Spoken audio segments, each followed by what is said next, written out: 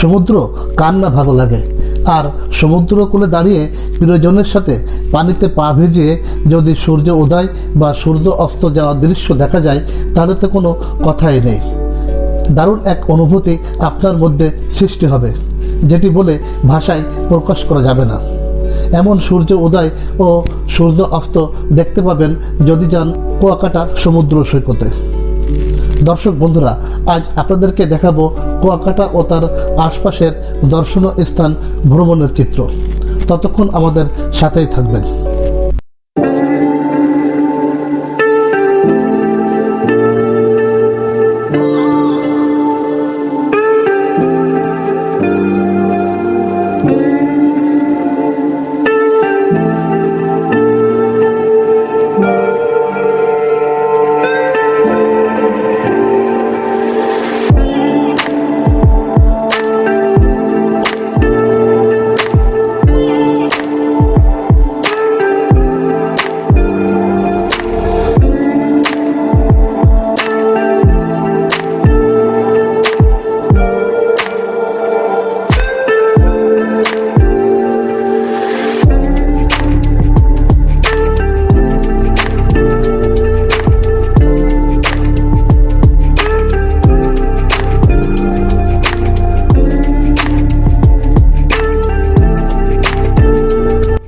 অনেক দিন থেকেই কুয়াকাটায় যাওয়ার জন্য আমাকে আমন্ত্রণ জানাচ্ছিলেন প্রিয় এক বড় ভাই, কিন্তু সময় ও সুযোগ করতে না পারায় যাওয়া হয়ে ওঠেনি।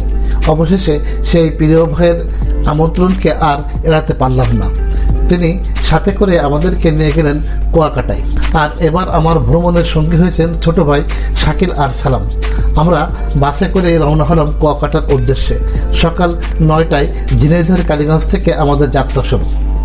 বন্ধুরা, আমি এর আগেও 3বার কুয়াকাটায় গিয়েছি, তখন অনেকগুলি ফেরি পারাপার হতে হতো।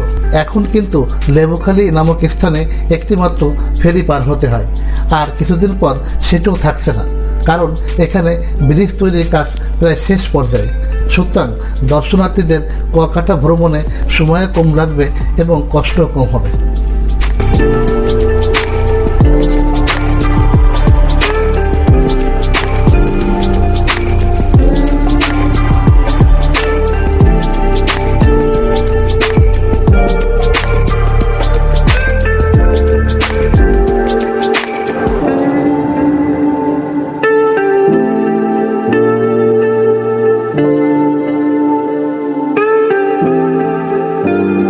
এবার আসুন যেতে যেতে আপনাদেরকে জানিয়ে দেব কুয়াকাটা সম্পর্কে বেশ কিছু তথ্য। কুয়াকাটা বাংলাদেশের দক্ষিণ পশ্চিম অঞ্চলের একটি সমুদ্র সৈকত এবং পর্যটন কেন্দ্র। পর্যটকদের কাছে কুয়াকাটা সাগরকন্যা হিসেবে পরিচিত। 18 কিলোমিটার দৈর্ঘ্যের সৈকত বিশিষ্ট কুয়াকাটা বাংলাদেশের অন্যতম নৈসর্গিক সমুদ্র সৈকত। এটি বাংলাদেশের একমাত্র সৈকত যেখান থেকে সূর্য উদয় ও সূর্য অস্ত দুটোই দেখা যায়। পটুয়াখালী জেলার কলাপাড়া উপজেলার মহিপুর থানার লতাচাপাড়ি ইউনিয়নে কুয়াকাটা অবস্থিত। ঢাকা থেকে সড়ক পথে এর দূরত্ব 380 কিলোমিটার ও বরিশাল থেকে 108 কিলোমিটার। কুয়াকাটা পটুয়াখালী সদর থেকে 70 কিলোমিটার দক্ষিণে অবস্থিত।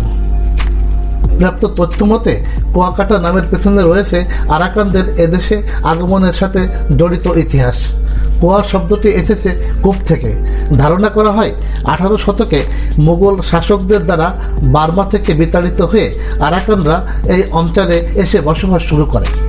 তখন এখানে সুপেয় পানির অভাব পূরণ করতে তারা প্রচুর কুয়ো বা কূপ খনন করেছিলেন। সেই থেকে এই অঞ্চলের নাম হয়ে যায় কুয়াকাটা। বন্ধুরা, আপনাদেরকে কুয়াকাটার তথ্য জানাতে জানাতে আমরা কিন্তু সন্ধ্যার একটু আগেই পৌঁছে গেলাম কুয়াকাটায়। সেখানে পৌঁছে প্রথমে উঠলাম হোটেল আল হেরা আবাসিকে। দেরি না করে হোটেল থেকে ফ্রেশ হয়ে বেরিয়ে পড়লাম সমুদ্র সৈকতে। সন্ধ্যা থেকে রাত পর্যন্ত ঘুরে বেড়ালাম সমুদ্র সৈকতে।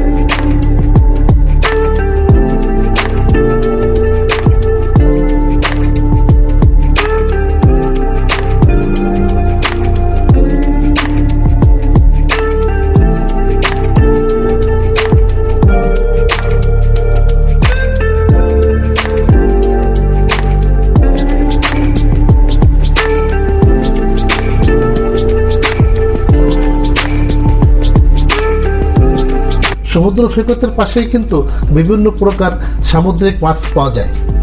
সেখান থেকে আমরা বাঁশপাতা মাছ কিনে ফ্রাই করে খেলাম।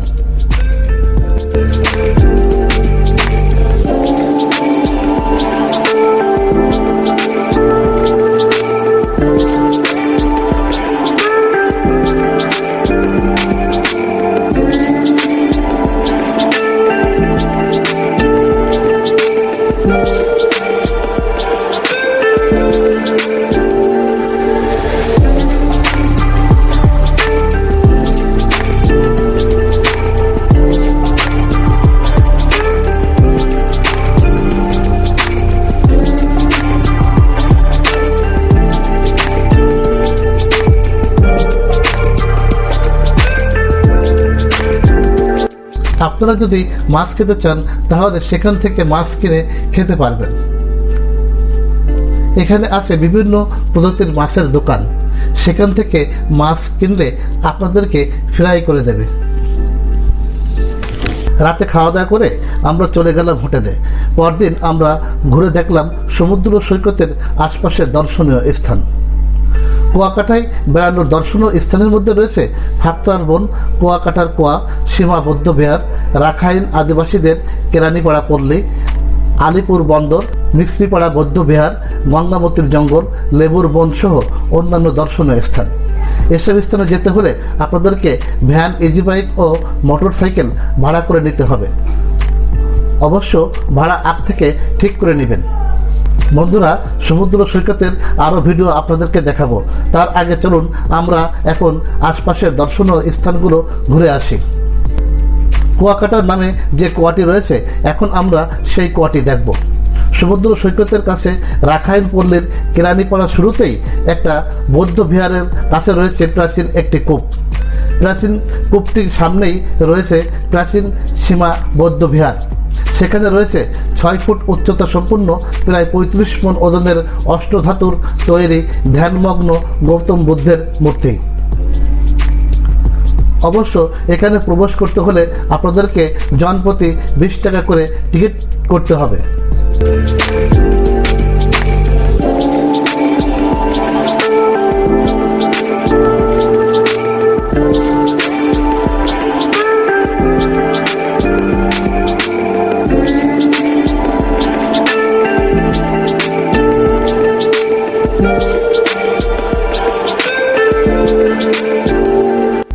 বন্ধুরা, এটি সেই প্রাচীন কুয়া যার নামে আজ কুয়াকাটার নামকরণ করা হয়েছে।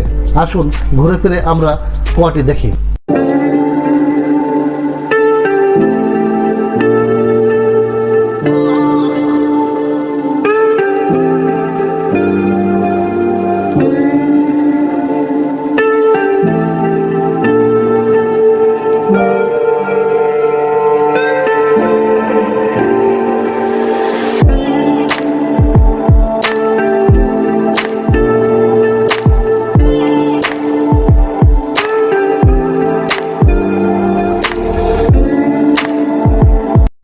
কুয়াকাটা হিন্দু ও বৌদ্ধ সম্প্রদায়ের তীর্থস্থান।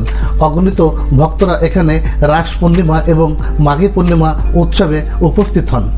এই উপলক্ষে তীর্থযাত্রীরা উপসাগরে পবিত্র স্নান করেন এবং ঐতিহ্যবাহী মেলায় অংশ নেন। প্রাচীন এই কূপের পাশেই রয়েছে সীমা বৌদ্ধবিহার, যেখানে রয়েছে গৌতম বুদ্ধের ধ্যানমগ্ন মূর্তি। আসুন এবার আমরা ঘুরে ফিরে গৌতম বুদ্ধের মূর্তিটি দেখি।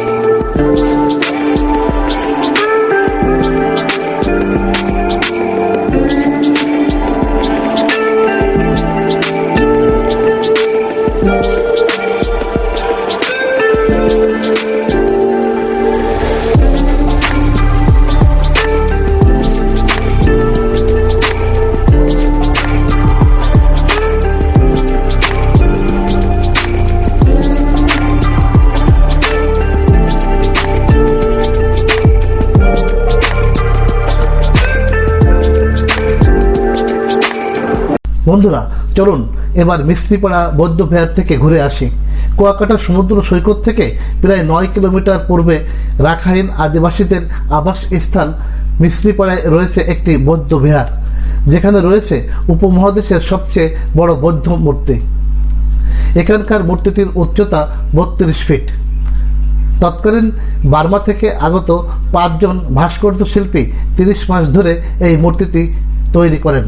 এখানে প্রবেশ করতে হলে আপনাকে 10 টাকা দিয়ে টিকিট কাটতে হবে।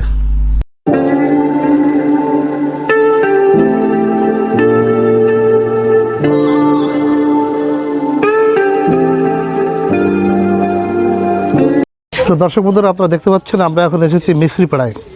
এই মিস্ত্রিপাড়ায় রয়েছে গৌতম বুদ্ধের একটি মূর্তি। আমরা এখন মূর্তিটি দেখার জন্য ভিতরে প্রবেশ করছি। এটা কুয়াকাটা সমুদ্র সৈকত থেকে 9 কিলোমিটার দূরে। আপনারা ভ্যান, ইজি বাইক সহ অন্যান্য যানবাহনে করে এখানে আসতে পারবেন। মিস্ত্রিপাড়া বৌদ্ধবিহার।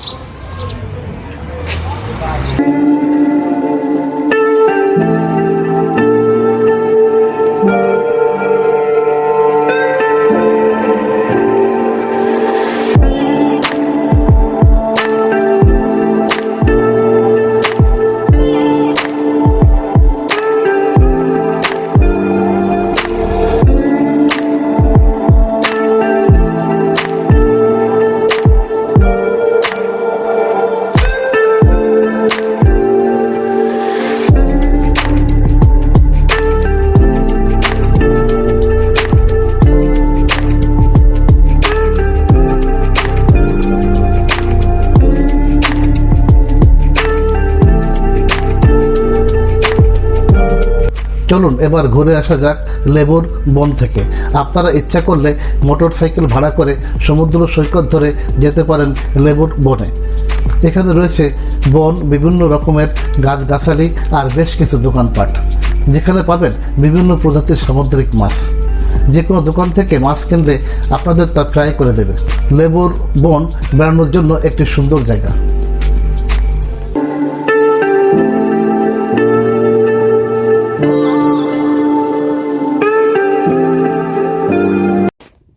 দর্শক বন্ধুরা, আপনারা দেখতে পাচ্ছেন আমরা এখন আসছি লেবুর বনে।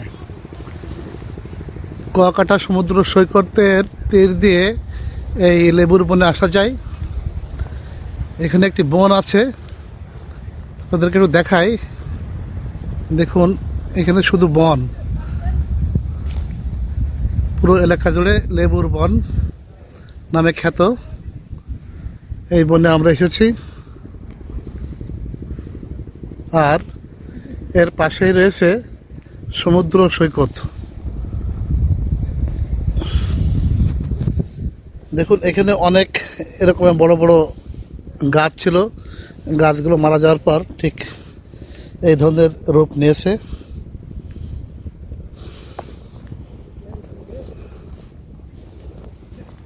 তার পাশে দেখুন সমুদ্র সৈকত।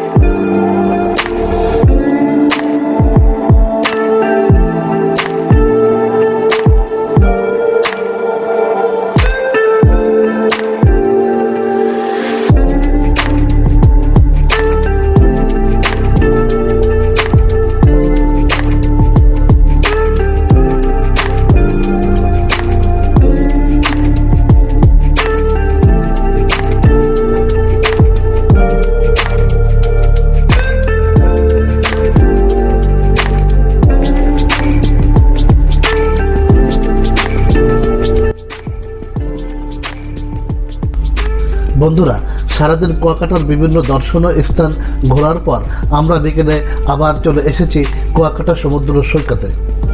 আমরা এখন সমুদ্রের বুকে স্পিড বোট ভ্রমণ করব।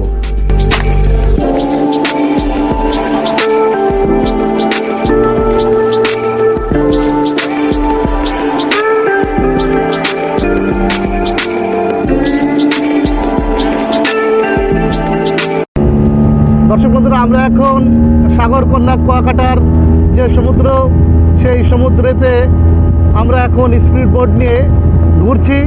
আপনাদেরকে একটু দেখাতে চাই। দেখুন সাগরের যে রূপ, সেই রূপ আপনাদেরকে দেখানোর চেষ্টা করছি। আমরা এখন আছি স্পিড বোটে, আপনারা দেখুন।